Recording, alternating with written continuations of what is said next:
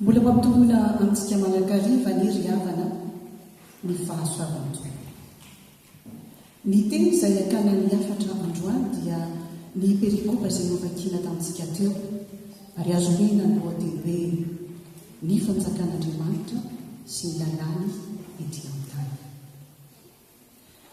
Raha izany lohateny izany mijerevana ry havana dia tokony fantatra aloha voalohany hoe inona no atao hoe fanjakan'Andriamanitra, ary faharoa dia hoe manao ahoana izany fanjakan'Andriamanitra izany sy ny lalàna ety amin'ny tany.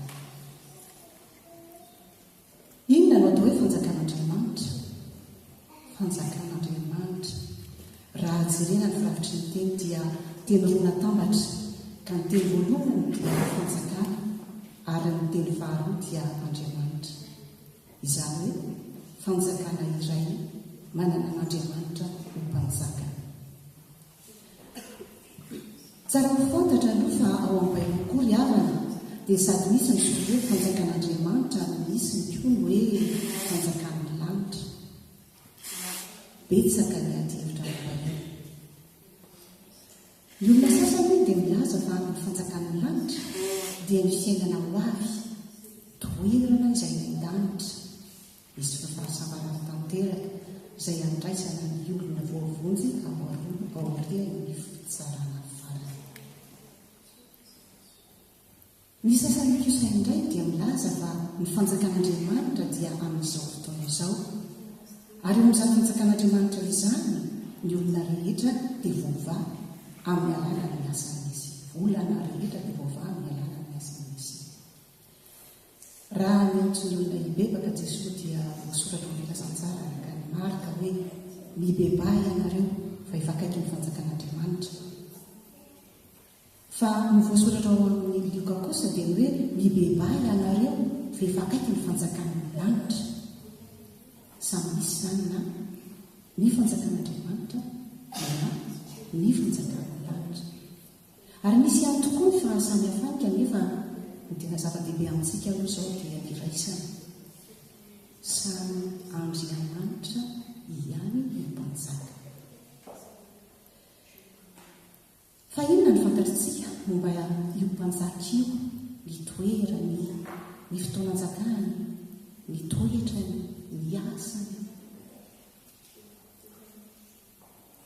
Araka ny voalaza ao amin'ny soratra masina dia ny lanitra no seza fiandrianany ary ny tany no fitoeran-tongony. Araka ny vakiana tao amin'ny perikopa tao ihany koa tao amin'ny Isaia 4:9-5 dia voasoratra hoe izaho no Jehova mpanjakan'i Israely. Mpanavitra azy aho, izaho ny voalohany ary izaho ny farany, tsy misy Andriamanitra an'izany. Io mpanjaka io koa dia Andriamanitra manindra fo sady miantra, mahary koa sady mifamorako sy fahamarihana. Andriamanitra mahatoky sady mitandrina ny fahakeliny, arak'izay hitantsika amin'ny Eksodosy 4:1-5.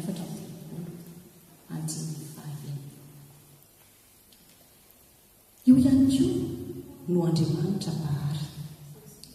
Finoana no ahafantarantsika fa ny tenin'Andriamanitra no nanaovana izao tontolo izao. Ny teny tao amin'Andriamanitra ary ny teny dia Andriamanitra. Izy no naharina ny zavatra rehetra, ary raha tsy izy dia tsy misy naharina izy ho zavatra ary izao na dia iray azy. Andriamanitra no nahary izao tontolo izao, fa tsy misy zavatra tonga ho azy teo. Na ny fiainana sy fofinaina ny zavatra rehetra izy, ny olombelona foron'Andriamanitra ary nohariany tahaka ny endriny izy. Sady tsara no tanteraka nanaovany azy tamin'ny voalohany. Nahary ny zavatra rehetra Andriamanitra, izy koa no mitondra sy mampaharitra ny zavatra rehetra. Tsy niala taminy izy fa nanjaka teo aminy. Mpanjaka ny zavatra rehetra ary Andriamanitra, fa ny tena isotonana ny saintsika dia ny olombelona. Inona marina no zava-nitranga teo amin'ny olombelona, ary inona no nataon'Andriamanitra ny zava-nitraka amin'izao amin'ny olombelona. Tamin'ny voalohany dia tsy nisy kilema ny olombelona na ara-batana na ara-panahy na ara-tsaina, noforonony araka ny endrik'Andriamanitra. Niray tamin'Andriamanitra ary dia tia sy nanatanteraka ny sitrapony. Nanana safidy ihany koa, kanefa no miainomy mpakafanahy dia lafo ny olombelona, satria dia mitady fahendrena hafa no izay voatendrin'Andriamanitra izy. Very teo ny endrik'Andriamanitra fa endrik'mpanota no soa azy. Tsy niray tamin'Andriamanitra intsony ny olona, tsy tia ary tsy nanapitokisana azy, natahotra azy ary lasa ny fanindrin-dratsy. Tsy afaka nanao sy nanatanteraka ny sitrapon'Andriamanitra intsony izy araka ny mikendrena azy. Ary satria tsy mety raha tsy manota ny olona, ary tsy afaka tsy hanota intsony izy, dia lasa andevon'ny ota izy ary mifatr'izany fahafatesana ara-panahy, ary dia tonga avy eo ny fahafatesana ara-batana. Ino ary no nataon'Andriamanitra manao izany zavatra izany? Nanahely tamin'izany toe-javatra mitranga izany izy satria tia dia tia ny olombelona tokoa. Ary noho izany fitiavan'ny olombelona izany dia nomeny ny zanan'ilay tokana mba hamonjy ny olombelona. Tonga dia tia an-tany Jesosy Kristy mitondra famonjena. Tsy amin'ny alalan'ny teny ihany toy ny toriteny sy ny hafatra sy ny fanoharana no nanaovana izany, fa tamin'ny asa maro hafa koa, ary dia nefary tamin'ny fahafatesany teo amin'ny hazo fijaliana azy izany. Nijaly izy, mitondra ny helintsika sy ny helintsika teo amin'ny hazo fijaliana, maty ho antsika Jesosy hanatanteraka ny famonjena. Sangana tamin'ny maty izy, velona Jesosy, tsy fanta-tena roa fa iray ihany ilay maty sy nitsangana, nahazo fomba sy toetra vaovao fotsiny ilay nitsangana. Nomen'Andriamanitra ny Jesosy ny fanjakany. Araka ny voasoratra ao amin'ny Asan'ny Apôstôly toko faharoa andininy fahaenina amby telopolo, manao hoe iny Jesosy izay nomboanareo tamin'ny hazo fijaliana iny dia efa nataon'Andriamanitra ho tompo sy Kristy. Milaza izany fa ny fahefana rehetra dia napetraka tamin'ny olona iray dia Jesosy Kristy. Izy ny tompony tompo sy ny mpanjaka ny mpanjaka, ary omena azy ny fahefana any an-danitra sy ety an-tany. Lasa fanjakany lanitra sy ny tany izy. Hanodintsika dia ny fanjakany ety an-tany. Raha hitintsika teo ny momba ny mpanjaka dia iza kosa ary ny olona mandrafitra izany fanjakany izany. Fantatsika fa noho ny fahalavona dia mendrika ho very mandrakizay ny taranak'olombelona. Ny ota no nampisaraka ny olona tamin'Andriamanitra ka mila ny famonjena. Io famonjena io anefa dia fahasoavana ho amin'Andriamanitra fa tsy azo amin'ny alalan'ny asa atao. Tanteraka ny famonjena raha mahazo famelan-keloka avy amin'Andriamanitra ny olona, satria afaka ny fampiaseran'Andriamanitra izy. Miala amin'izany fampiaseran'Andriamanitra izany izy ka lasa mampany fahasoavany. Mahazo toerana vaovao eo anatrehany ary dia tamin'ny alalan'izany no nanaovana izany fampihavanana izany. Vita ny asa-pamonjena nataon'i Jesosy tetỳ an-tany, nifototra sy fanorenana ny fiangonana, ka teo ambonin'izany no nanorenana ny fanahy masina azy tamin'ny latsahan'ny fanahy masina tamin'ny Pentekosta voalohany. Ny olona rehetra izay mifidy an'i Jesosy Kristy ho tompo sy mpanjaka ka manompo tena manompo azy dia moraisy ho zanak'Andriamanitra. Havaozina izy ka mahazo fanjatsaina amin'Andriamanitra ao amin'ny fanahy masina, ary dia lasa namany ny fiangonana sy hitamaso. Ao am-po sy ampanahy ny olona no iandohany sy hitombony indrindra. Koraha izany ary dia Andriamanitra ihany no mahalala ny ao ambon'ny olona, ary dia izy ihany no mahalala na tena kristiana ny olona iray io fiangonana tsy tamaso io dia mifiraisan'ny olon'andriamanitra ety an-tany ary iasany ny fanahy masina. Io fiangonana io dia firaisany ara-pana, firaisany olona mino. Araka ny voalaza teo dia ny olona mandray ny famelan-keloka ny olona voavozy ary dia lasa olona mino. Izany olona mino izany anefa riavana dia voalohany aloha dia olona mahatoky tanteraka n'Andriamanitra. Faharoa dia olona manakina ny fiainany tanteraka amin'Andriamanitra. Ary fahatelo dia olona lasa fananan'Andriamanitra ary dia lasa mpanompony hanao sitrapony. Izany izany no atao hoe olona mino. Ka misy amin'ny olona ao amin'ny fanjakan'Andriamanitra. Koa manontany anao ary ankehitriny, moa tena matoky tanteraka an'Andriamanitra ve ianao? Sa rehefa misy zava-manahirana dia mbola ny olona akaiky anao no alehanao voalohany ary any metaka manavaolana? Moa tena manakina tanteraka ny fiainanao amin'Andriamanitra va ianao? Sa ianao aloha mieritreritra sy manao izay zavatra tianao ary rehefa avy eo entinao ao aminy ka izy no angatahanao anatanteraka ny zavatra tianao?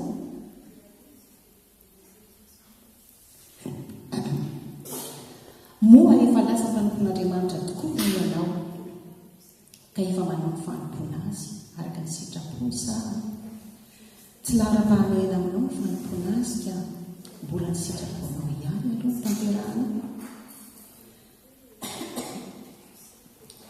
Ianao ihany ny afaka mamaly izany fanontaniana rehetra izany.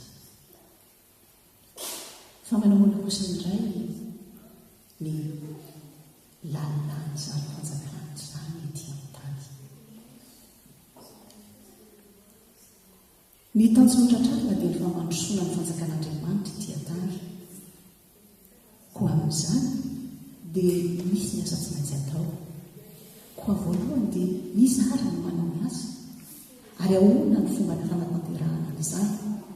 Ary faharoa dia hoe inona ireo kanazanaza ataon'ny kristiana ary inona no olana mety posaka. Izy ary no manao ny asa ary ahoana ny fomba fanatanterahana azy. Ny manao ny asa hovaletsika izany. Manana ny anjara toerany ny olona mino eo amin'izao tontolo izao. Mipetraka eo anivon'izao tontolo izao izy ka nefa tsy avy amin'izao tontolo izao. Mijoro ao amin'izao tontolo izao izy ary manana ny andraikiny sy adidiny fa tsy tokony hanaraka izao tontolo izao. Araka ny nolazaina teo, ny olona mino dia lasa mpanompon'Andriamanitra ary manao ny sitrapony. Ny haingon'ny kristiana avy amin'ny fanahy masina dia mahatonga azy hanao ny asan'Andriamanitra. Ny raharahany fiangonana tsy tamaso rehetra dia azo lazaina ho asan'ny fanahy masina.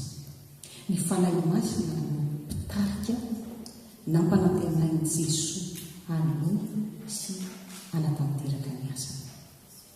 Ny fanahy masina izany no mpanao ny asa. Ahoana kosa ary ny fomba hanatanterahany ny asa? Tsy mivantana izy fa manana mpanompony hampanaoviny azy. Ary dia ny kristianina marina efa nandray ny fanahy masina sy iasan'ny herin'izany fanahy masina izany no mpanompony. Samy manana ny anjara asa ataony tsirairay izay tsy maintsy fitaina. Satria dia izay namelan'Andriamanitra azy tety ambonin'ny tany fa tsy tonga dia namindrany azy ho any an-danitra raha vao lasa ny zanany izy. Fa na dia iray aza ny fanahy masina izay miasa amin'ny kristianina dia sanafa ihany ny asa mpanaoviny azy. Ka zarazaraina ny fanomezam-pahasoavana ao entina manao izany asa izany ary atao tandrifiny ny asa izay ampanaoviny azy izany. Ny fiangonana dia azo mitaraina amin'ny tena ary ny kristianina no momba ny tena.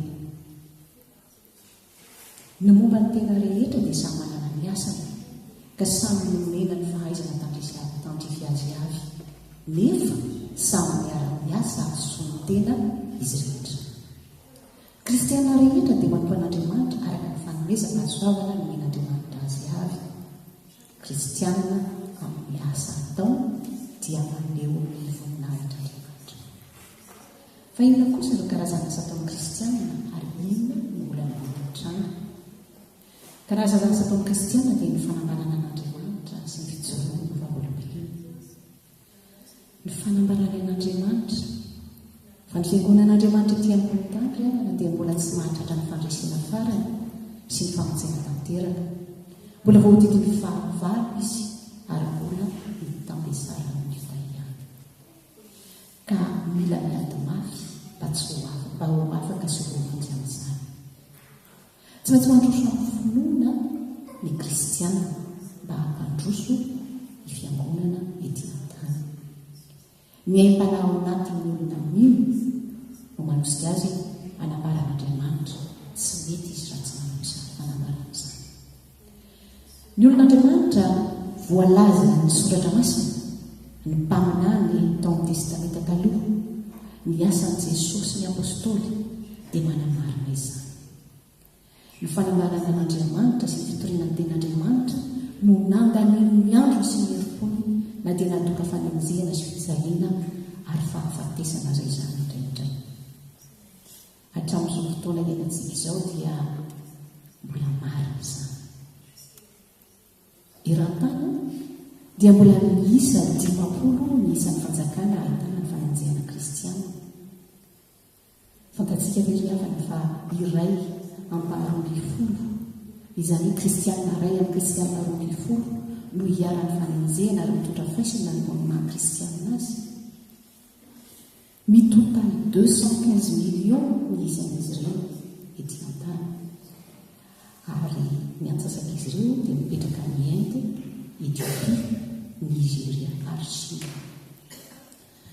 Mbola betsaka ny kristiana maty no amin'ny fivavahana ka tany Nigeria, Pakistan ary Guinea no be kristiana maty indrindra tamin'ny taona 1920 lasa teo. Tsy manambara an'Andriamanitra ihany no ataon'ny kristiana fa ny kristiana koa dia misangana amin'ny vavolombelon'ny tombo sy mpamonjy azy. Vavolombelona amin'ny asan'ny fanahy masina ao aminy ka eo amin'ny fiainany dia hitany manana toepana araka n'Andriamanitra ray azy.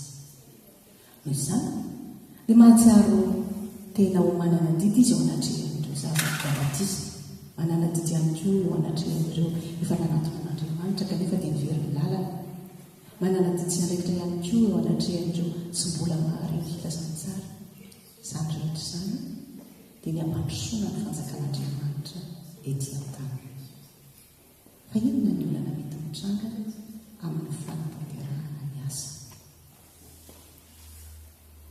Amin'ny mahity an-tany antsika iavana ary amin'ny maha-olombelona antsika dia miatrika olana be dia betsika. Ao ny olana miravahana ihany ary ao ny olana tena sahirana.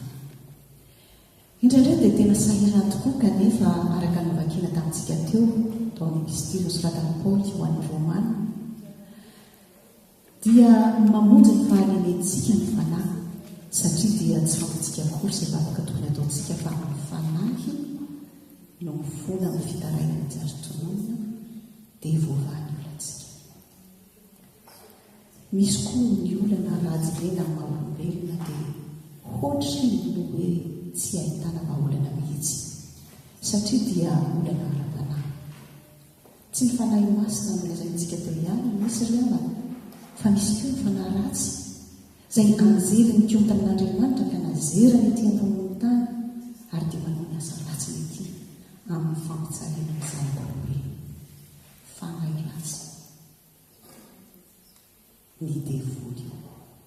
Ny tsy tokony adintsika nefa dia efa nomen'Andriamanitra an'i Jesosy ny fahefana ny danitra sy ety an-tany. Ko raha avy tany an-danitra ny fanahy ratsy ny tonga ety an-tany dia anatin'i Jesosy fahefana koa izy izany. Ary dia fahavalo efa resy ireny ary mangovotra raha manandry ny anaran'i Jesosy. taditinareo le riavana nanasitrana jesosy lehilahy nanana demony daologerasy sitra ny lehilahy fa misy mpamin'Andriamanitra koa ety an-tany ny rahana ny amon'izany fanompony izany hanafaka ny olona migejany Satana ka na dia mampivarahontsana azy ankoatray izy zavatra vitany Satana dia ao tsy adintsika mihitsy fa efa resiny Jesosy daholo itsy sy ny fikamoana ka raha tena mino ny Jesosy ianao dia mivoaka Krista azy. Fa raha atao mankitokana riavana izay voalaza rehetra teo dia azo tiana hoe raha marina fa tena mino ny olona iray dia ho tsapany izany olona mino izany eo amin'ny fiainany fa akaiky azy Andriamanitra. Fenoiny ny fanahy masina izy, miaino ny mivavaka ataon'Andriamanitra ary manampy sy manao anazy isan'andro isan'andro amin'ny zavatra sarotra rehetra. Ny firaisan'ny olona toy izany fiangonana tsy hita maso aty an-tany ary lazain'ny olona hoe fanjakan'Andriamanitra ety ambony tany. Misy manarin'izany ihany fa tsy mbola fanjakan'Andriamanitra tanteraka nefa fiangonana ety ambony tany fa mbola ao anatin'ny ady amin'ny fahavalo manodidina azy izy sady mbola tsy afaka mihery ny fahotana ao aminy. Rehefa tena risy avokoa ny fahavalo izay vao iseho tena fanjakan'Andriamanitra. Jesosy no mpanorona, mpampandroso, mpanatanteraka ny fanjakan'Andriamanitra ka rehefa risy ny fahavalo rehetra dia atorony ny ray ny fanjakana. Ny fanjakana rehetra eto an-tany riavana na manana ny heriny toy inona azy dia tsy maintsy misy fetrany ihany. Fa iray ihany ny fanjakana haritra dia ny fanjakana lanitra izay naharesy ny hery rehetra ary anjakan'Andriamanitra mandroka izany. Ry fiangonana malala, engany ny olona rehetra atao ny fiangonana FP Matolozy mba ho isan'ny fiangonana tsy hita maso ary ho olona hiasan'ny fanahy masina ka ampiasa ny fanomezam-pahasoavana sahazazy avy izay nen'Andriamanitra ho fampandrosoana ny fanjakana. Izany fampandrosoana ataon'ny fiangonana FP Matolozy izany ny ho toy ny voatsinapy sy ny masirasira ka na dia kely dia kely tokoa azy ny androany ary na dia miandana azy ny fotoany ary na dia miafina azy ny heriny dia tsy maintsy mandroso izy ka ho tonga amin'ny fahatanterahany. Ny voatsinapy ho tonga azy ho toerany voamanidina na rantsana ary ny masirasira tsy hijanona raha tsy ahasira rehetra. Dia ho toy ny varina ambolena ihany koa ny ka na dia misy tsy parifary azy dia izaho Andriamanitra noho ny faharim-pony ka tsy nongotany alohan'ny fotoana ny tsy parifary sao hianatra ny vary fa dia navelany ho tonga amin'ny fotoany mba atao anatsotra. Fa amin'ny tena ireny indrindra riavana dia hiengany isika rehetra izao mba tsy hisy na dia iray azy ho anisany tsy marifary izay ho atao amboara ka alefa ho dorana ho an'Andriamanitra.